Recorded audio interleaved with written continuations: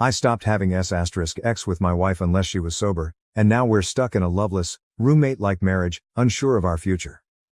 My wife, 35F, and I, 35M, have been married for 15 years and together for 20. We have 2 children, ages 12 and 14, whom we adore, and we try constantly to provide them with the greatest possible life. Things have been difficult over the last 3 years. I recognize that our children take a lot of our time and resources, with school, band, sports, and extracurricular activities. I am aware of the toll it may have on marriages. However, for the last 3 years, my wife and I have had very little closeness or intercourse. We've been attempting to work on that aspect of our relationship, but the last year has been the most difficult, by far the darkest year of our marriage. We seldom spoke and eventually became roommates, co-parenting under the same home. It was gloomy and discouraging, prompting us to consider divorce. Things became so dark that the entire home turned dismal. We sought aid through individual and couples therapy, which seemed to improve gradually. We began having in-depth conversations about what our marriage looked like and what we hoped it could be. Then things got tougher. My wife told me she was no longer in love with me, but simply saw me as a best friend and loved me in a platonic way. This absence of romantic love was one of the reasons she did not want closeness or sex. I was astonished and devastated. I grew angry and unhappy, unable to understand why the person I loved no longer wanted or desired me. Things deteriorated again, and we were back at square one. One afternoon, I had a heart-to-heart with her, asking where the source of the problem was. Her reaction was, "I don't know." She admitted to harboring animosity against me but couldn't pinpoint the source. This provided little information into how to fix things, leaving me perplexed and frustrated. We've gotten to the point where she claims she has no sex drive or desire for intimacy. She claims she only wants companionship, implying a co-parenting roommate dynamic. I asked her what I could do or what made me unappealing, and her response was invariably, "I don't know." She admits to loving me, but it isn't the same. She's felt isolated for years, and marriage seems like too much work. Her primary emphasis is on the children, and my efforts as a co-parent are important to her. I'm at a loss and simply voicing my frustration. It's difficult to accept that the person you love no longer cares about you. I feel as if I'm only here to give financially and as a parent. When she talks about companionship, it appears that she is content with having a nice father for the children and my financial assistance. She has told me that she has no interest in intimacy and does not want it right now. She stated that the only way she could have sex was if she was intoxicated, which I find abhorrent and unacceptable. I told her I wouldn't be a part of that because forcing herself into intimacy with booze or drugs is unhealthy. To my surprise, this angered her and made her more aloof. Despite this, we are both very honest and open. We have never cheated and we have full access to each other's phones, emails, and social media, but we rarely check.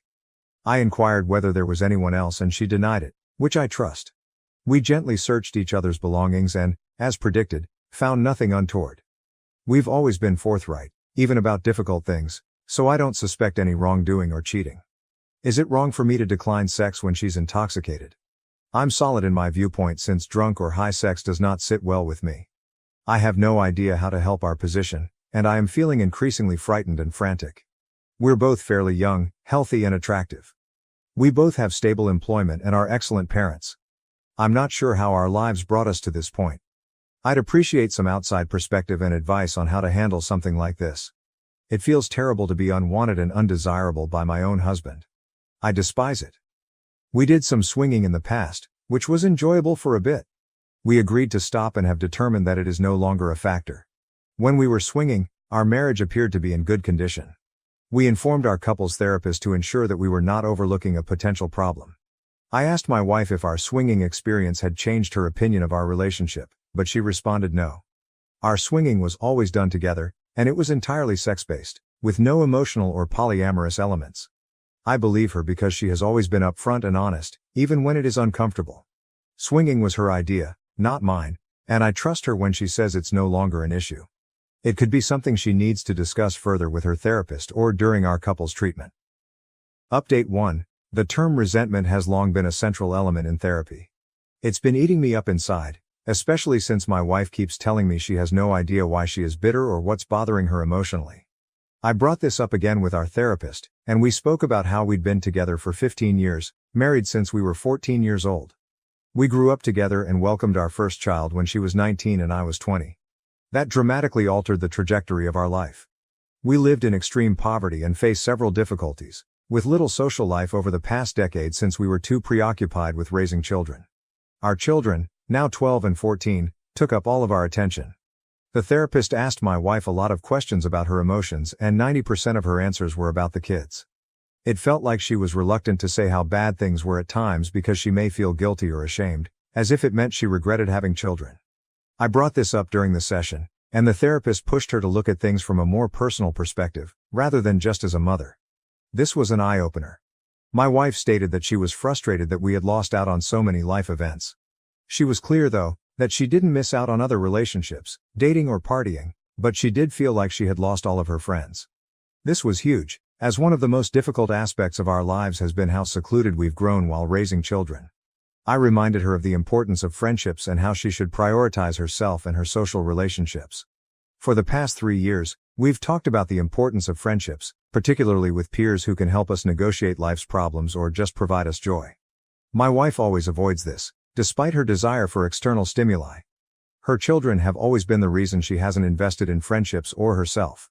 At this point in the conversation, it was evident that many of her complaints were related to the children. I inquired whether she was upset with me because I got her pregnant so young, and she responded no. She admitted that it was illogical to blame me because it takes two to tango. I saw this as progress since it provided us with something to work on.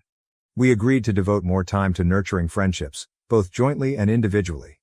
Toward the end of the session, we addressed next moves. It was still unknown what would happen. I was forthright in asking my wife what her plans were. I had decided before the session that if she insisted on the co-parenting roommate scenario, I would turn 180 degrees and focus on myself. She essentially repeated the same thing. She doesn't want closeness or sex with me right now, but she loves me and feels horrible about not being there for me. As I said in my initial post, I brought up the brief swinging encounter and she assured me that it was not an issue. I agree with her, it was a mechanical solution to a problem that did not exist at the time. We tried it, agreed to quit, and went on. I also mentioned additional life situations that could have produced animosity, but we didn't make much progress in determining the fundamental cause, which was frustrating. I immediately told my wife that I would not be okay with the arrangement. I informed her that I had done everything I could and that this matter no longer involved me or required any more action on my side. I was quite clear that I would not tolerate this dynamic and that I needed to be with someone who actively participated in our marriage, worked toward resolutions, and was interested in sustaining an intimate and sexual relationship. I made it plain that I was not going to be a convenience or just a roommate and co-parent. I told her that I loved her and wanted this to work, but that I would only stay committed to the marriage if she was as devoted. If she wasn't, I wouldn't continue in a relationship where my efforts weren't appreciated. I assured her that I had no plans to leave or seek a divorce, but if this dynamic persisted, divorce was unavoidable.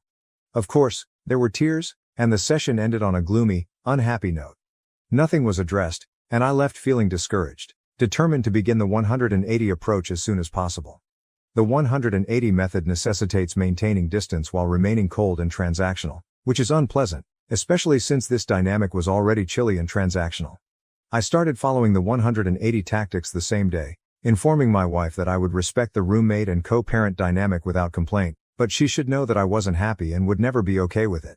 I also told her that if she didn't want to put in the effort, I would stop working on it. She agreed and retired to bed. I began establishing distance, focused on myself, and keeping conversations brief and transactional.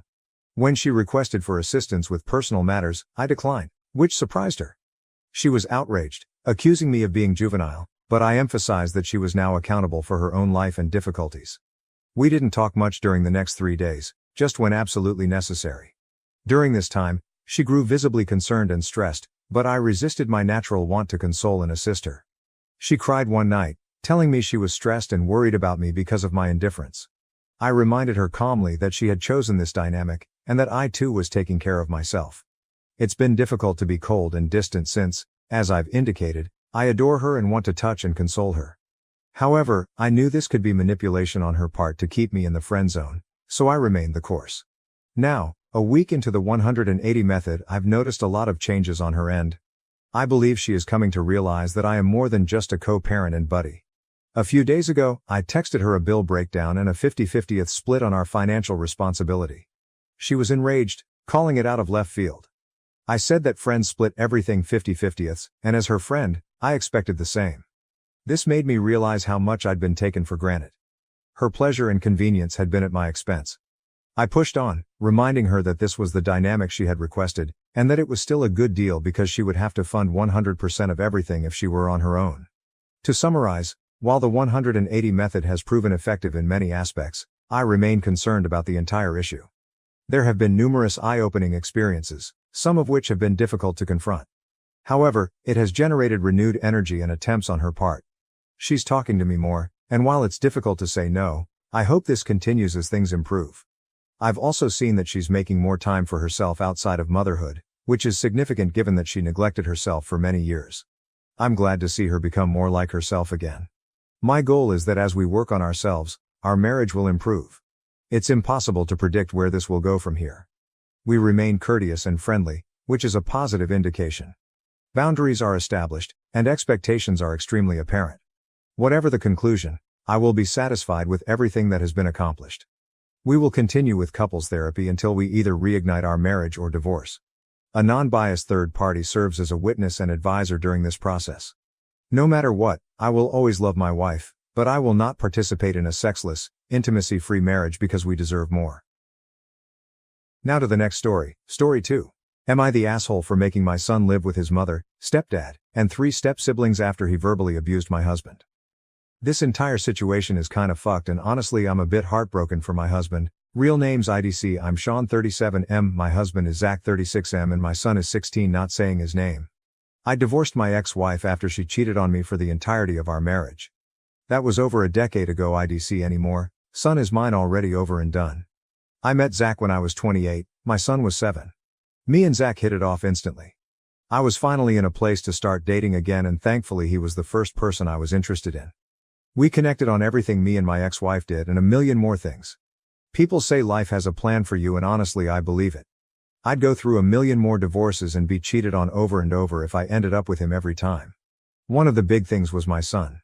Zach was hesitant at first just because of the situation but he wanted a family badly and I was excited for him to meet my son. After dating for a year I talked to my ex and told her I'm introducing our son to a guy I'm seeing, told her it's serious and I see a future with him. She was happy for me. We have a very good relationship now. Just told me to tell her when I was going to do it so she could be prepared if our son had any questions for her when he visited next. Zach and my son were best friends. Did everything together. They loved playing Minecraft together. They spent hours sitting in front of the TV. I loved watching them. I was so fucking happy the first person I found after my ex was this amazing. After about 6 months I asked Zach to move in and the rest is exactly as I've been describing. Amazing. My son started calling Zach his other dad when he was 10. Very sweet moment which makes this hurt worse. Well, last weekend my son had 3 of his friends over. They were playing video games in his room and I just left to do grocery shopping for the week, so it was just them and Zach. I don't know how this topic came up but things got very homophobic. My husband was sitting on the couch and I guess my son and his friends thought me, and he left but it was just me. My son's room is connected to the living room, so if you're sitting in the living room it's not super hard to hear what's going on in his room if he's being loud enough. 4 teenage boys playing video games. One of them said how it feels having a F-slur, IDK if I can say it or not on here, as a father. My son laughed and said it was kinda shitty. They said my husband probably touched him when he was little and my son replied, he can try it now he'll get his ass beat. So not even being a dick to Zach but now also threatening him over something we all know he would never do. They kept saying shit like, which one do you think takes it in the ass? Probably the F-slur, at least your real dad still likes women, just a bunch of hateful shit. My husband sat there listening to it all silently crying. Also Zach has spent a good 4 hours a day at the gym for the last 3 years so IDK who's getting their ass beat but it ain't him. I got home about 2 hours later to my husband sitting in his car with a bag packed waiting for me so he could leave but didn't want to leave my son alone. I asked what's going on, why are you leaving, and he told me everything. I tried to understand as best I could. I insisted he wasn't serious. He's just being a stupid kid acting tough with his friends but it didn't matter. The damage was done. Zach left and I went inside and went off on my son. His friends left and I spent a good 3 hours going back and forth with my son. At first he was very unapologetic and kind of agreed with his friends. I asked if he actually thought my husband sexually abused him when he was younger and he said no but kids block those kinds of memories out so really who knows. I told him to pack his shit, he's living with his mother. Info, his mom lives 3 hours away which means new school, new friends if at all, less private space as he'd have to share a room with his stepbrother etc. Just everything that you'd expect going from a single kid in a house to one of four. My son instantly changed his attitude. He was crying, begging me not to send him away. He didn't mean it, he was just lying to seem cool to his friends. I asked why he doubled down when they left and he didn't have an answer. I told him to pack his shit, he's leaving in the morning. Called my ex, told her the situation, and she agrees he needs something drastic. What he did wasn't okay at all. Fast forward to now and my husband is back, but he cries every night.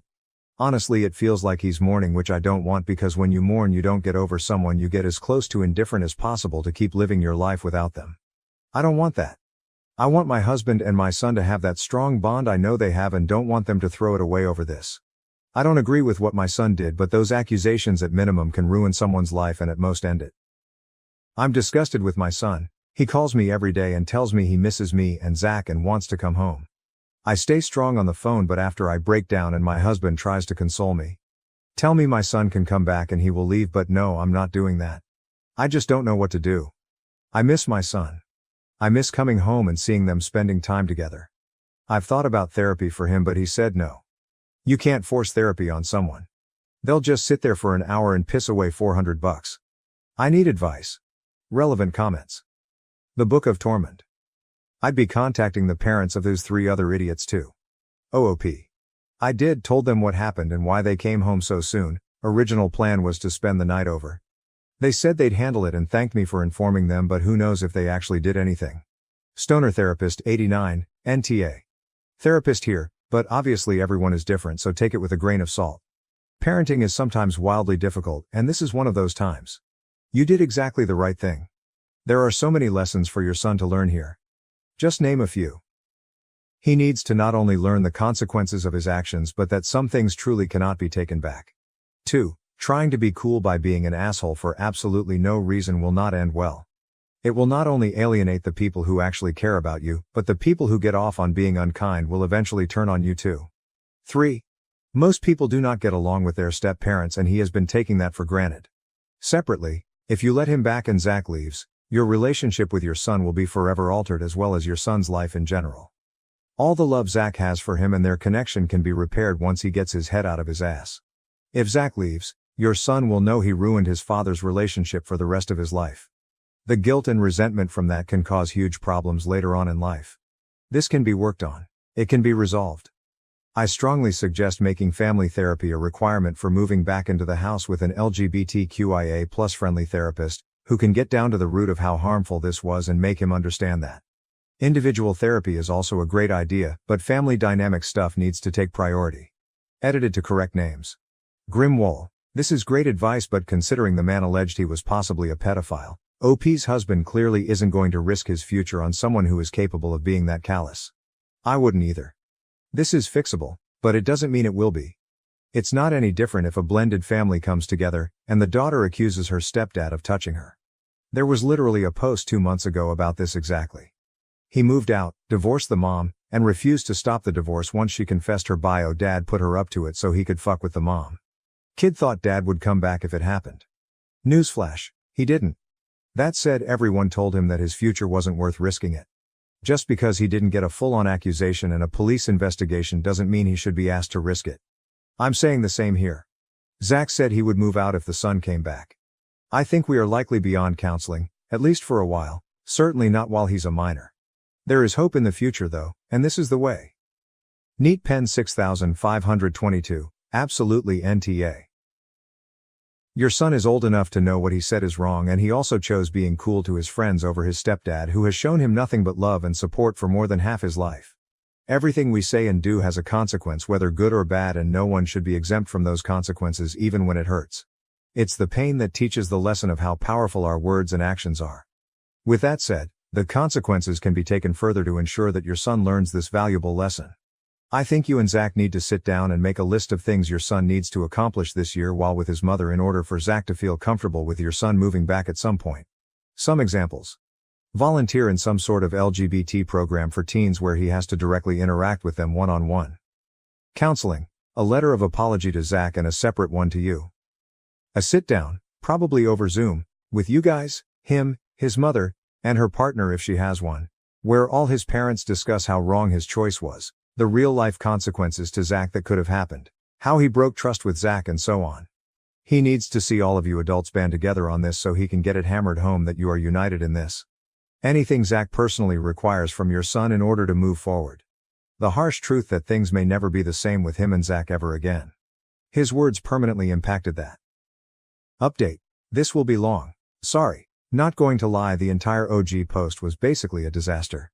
I expected a few replies with only one actually being helpful and then the post died. Didn't happen that way. So much back and forth and so much hate towards me being gay. I expected some, but holy shit. I was done with that post when someone suggested that me and my husband both abuse my son sexually just now. Disaster. I thought living in bumfuck Montana was bad with the homophobic shit I deal with. As for the update, I spent the day yesterday with my son. A lot of people accused me of not taking his claim seriously. I did. The first 30 minutes of our initial talk when this all happened was about if he actually was abused. He said no. I asked again when I got here. I made sure to let him know there is no one I'd believe over him. He won't be punished for saying the truth if he was abused for not, but I needed to know. Again, he said no, he was never touched or raped by my husband. On to the questions and his answers. Why would you say something so dangerous? My son said he was feeling rejected by my husband since as of late he hasn't been spending nearly as much time with him. Which is true. A large part of my husband's life is my son. Zach tutors him, he coaches him in his sport, basketball. He goes on morning runs with my son, he used to drive him to and from school before my son got his car. They both share a lot of interests and as a kid/step-parent dynamic they spend a lot of time together. Towards the end of last year's summer when my son was still with his mother's, my husband talked to me. He said he wanted to start spending more time apart, but not that kind of apart. He wanted to have more of a social life. He wanted to be able to do things away from us but not like separate, if that makes sense. He realized my son would be leaving for college in 2-ish years and my son was such a large part of his life he didn't want to become depressed after he left with nothing to do. I agreed and said it was a good idea and he had my full support as long as he still came home every night at a reasonable time and didn't let his relationship with my son suffer or anything. As of now, yes, it is different. My son doesn't need rides to school. He doesn't need tutoring. He doesn't do basketball anymore.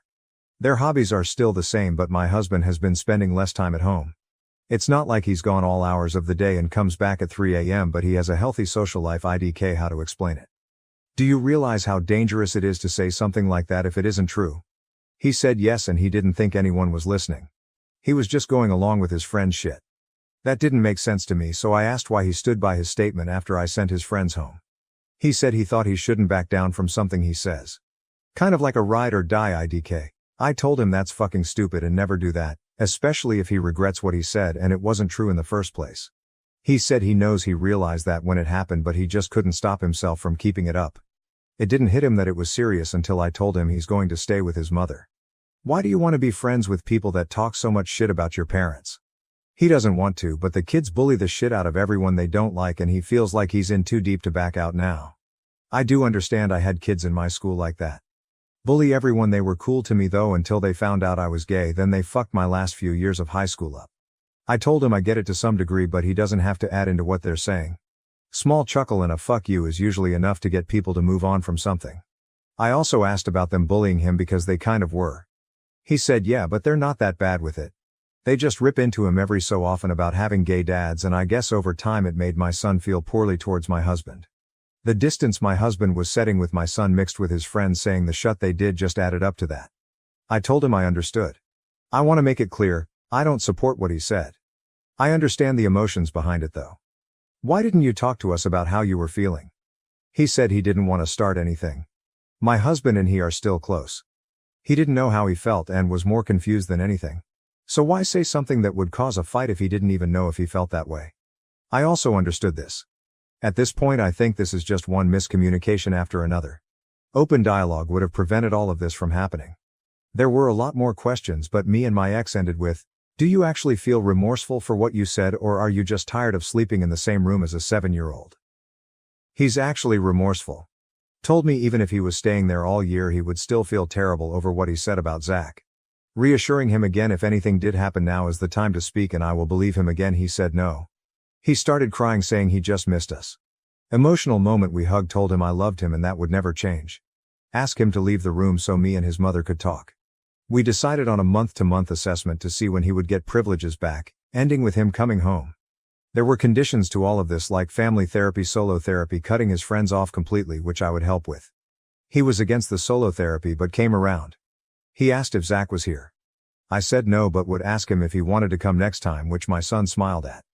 I still agree sending my son to my ex-wife's was the right move. A lot of people aggressively disagree. Which is fine. My parenting style isn't for everyone. One of you told me I should beat the kids up though, so like, do I really care if some of you disagree with how I patent IDK? Not really. Situation still sucks. IDK, what to say? I miss my son. He isn't coming home right now and I wish I was leaving her house with him. As it stands right now, son is living with his mother and her family. He will get his phone and PS5 and car back at the end of the first, second and third month. In that order, he will be able to move out of the room he's currently in, out into the guest house at the end of month 4. Every month after that is touch and go, and we'll discuss at the end of each month what we think son will do. Bi-weekly solo therapy, and we will all do bi-weekly family therapy. We see it as he should do solo therapy one week, then family therapy the next. He can come back sooner. I want him back. My husband wants him back. He's wanted him back since he left. His mother is holding strong, but she also sees he's just miserable, so I think she'll break at some point and give up the guest house early. It is what it is. At the end of the night, my son asked if Zach would want to hear from him so he could apologize, and I told him yes. I've told him yes a few times now. Zach would love to hear from him. I doubt he'd have to wait longer than one ring before Zach picked up. My son called him as I was leaving, so I know they spoke. IDK about what though? When I got home, Zach was feeling like shit and blaming himself more for all of this. I told him it's no one's fault, we just needed to talk to each other more. All in all, I think my son is remorseful and he was just feeling trapped and isolated in a shitty situation and didn't know how to get out of. I feel for him and I wish I saw what was happening sooner. Thank you all for the advice. Or most of you. Some of you were just nasty and hateful. Someone on my first post called Stoner Therapist, something like that, gave good fucking advice. I didn't say it on that post, but if you read this good shit, thanks for it. Next update will be when he comes home. Hopefully it will be soon. Thanks y'all. Relevant comments. Scary Cycle 1508. I think my last verdict was NTA, so I can only reiterate that I do think you did the right thing. You removed your son from a situation that wasn't just hurtful to your husband, but also to your son, because the influence from those other kids was just disgusting. Also to your husband. It's definitely not his fault. He is doing the smart thing, developing a social life for when your son is off to school. Did you talk to your son about why Zach was spending less time at home? Did he understand that it was so he wouldn't be as miserable once your son is out of the house? Avocado_Mr. 284. With what Zach did, the issue isn't that he chose to develop a social life. That's smart of him. The issue is that he pulled away from this kid he had a very close parental relationship with, and gave him no warning or explanation. That's going to make any kid insecure and unhappy. Sure, OP could have explained this to his son, but honestly, in a perfect world, since Zach and the son were so close, he would have done this himself instead of being shielded by OP, and would have known to do this. Both OP and Zach did screw up here. Not on a massive level, to be clear. Just the ordinary kind of screw up which all parents, even the excellent ones, make at some point. It just sucks that it spiraled here, but I do think the bullying and discriminatory environment at school is more to blame than this mistake. Revolutionary Cow 7961. What your kid did is horrible, not gonna sugarcoat. But what your husband did and you allowed was bound to backfire. Who the hell ever heard of pulling away from your kid because he'd be going to college in a couple of years? And your husband didn't want to feel sad because he would miss him so much when he left. For God's sake, your husband needs to grow emotionally. Way to cause your kid to have a breakdown because he suddenly feels unloved and doesn't know why. I'm sorry, what the kid said was reprehensible, but if anyone is to blame here, it's the parents for being idiots and thinking this would ease your husband's feelings of loss because the little boy is growing up. He basically abandoned the kid with no explanation and pulled away. What did you think the end result would be? Consider yourself lucky he didn't go hog wild, bad kid. I'm sorry this comes across as mean, but I just can't get over doing this to a kid. Prompt No 2857. This is one of the most extreme punishments I've ever heard for a kid's first offense. This kid was getting teased because of his parents and was never coached on what to say. And now they are punished for 4 months because a parent overheard and didn't realize the child was a victim too. OOP, I never said this was his first offense. Most recently he asked a girl out, she said no, so he and his friends egged her car. This is his first offense, as in accusing someone of assault when it wasn't true, but I feel like that's a pretty serious thing to do and not common, so IDK. I doubt he will be gone for 4 months. Prompt no 2857. He didn't accuse Zach of abuse. He was deflecting so he wouldn't be ridiculed. He was in a position he wasn't prepared for. I know you don't want your son ridiculed and teased about being gay at school because that's likely what would have happened if he took up for Zach. Now, for egging someone's car, that's a physical. Not just words among friends and deserves a harsher punishment because that's assault and vandalism. Mighty fine hotcakes. Thank you, stoner therapist from a fellow psych graduate. My comment was very blunt in saying y'all need to do the hard thing and go to therapy. Good job on being parents. It'll take time, but it will be time well invested for the well-being of your family. Stoner therapist 89, reading the feedback on my post was so interesting. Gotten everything from being called a hero to, you're the worst therapist in the world. So as I said, very interesting. Thank you for watching. If you haven't subscribed yet, please do so and hit the notification bell to stay updated with more shocking real-life stories happening around you.